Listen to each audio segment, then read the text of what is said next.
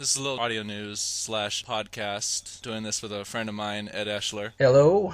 So we're going to be talking about superheroes and sci-fi. And so, starting with the superheroes, what have you got for us? I went to go see The Green Hornet the other night. Yeah, and I saw it today, and that is a hilarious movie. I loved the movie. I thought it was hilarious. I am willing to say that Brett Reed, the Green Hornet, was pretty much completely out of character, but it didn't really matter because the movie just ran with it. It's really its own little thing, and it was funny as hell. Yeah, I was surprised actually that Seth Rogen was in there, because he just does not seem as a superhero guy, and that's the thing, I don't know anything beyond the movie about Green Hornet. But I could tell that that was definitely not, like, in character for him. But I think, like, for a movie, I like it when movies take a franchise in a different direction. Yeah, and I can kind of see what you're talking about with the Tim Burton Batmans now, after seeing The Green Hornet. Yeah, where it's nice to go in a new direction and see how people are going to handle it, what it's going to be like, what little weird things they can do. And I mean, you don't always win because Tim Burton Batman, but sometimes you end up with something like the Green Hornet. What did you think about the guy playing Kato? I thought it was interesting that they showed the Bruce Lee in his sketchbook. And I like that they did that like he takes his inspiration from Bruce Lee. Because I was honestly went to that movie and I was like, I don't care how funny it is. If they don't at least mention Bruce Lee in some way, I'm going to be pissed. And so I was glad to see that. And I think he did a good job. His character was much more involved. And let's be honest, I mean, they did update his character to be a lot less racist than the original. But, you know, that's a good thing. And I think they handled it well. They made him the Asian sidekick without making him the Asian sidekick.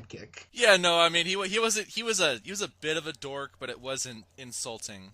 Yeah, it was great that they did the whole, you know, he was actually from China, and he actually was legitimately Chinese, but they didn't try to pull a whole, ancient, mysterious Orient kind of an angle with him. They actually went with, he's a real person who just happens to be from China. Yeah, I mean, he was originally from Japan, and Kato's a Japanese name, but I'm not gonna fault them for that, just because, I mean, since, like, the series came out in the late 30s on the radio, I mean, they've changed his ethnicity, like, at least 5 or 6 different times, so... Well, yeah, this is about the only thing I know, but the comics went from him just being, like, a normal person to right after World War II, a very racist depiction of him. Well, yeah, because, I mean, everyone stopped listening to the radio show after Pearl Harbor, you know? Yeah, because what? You have a Japanese man as a hero, how dare you?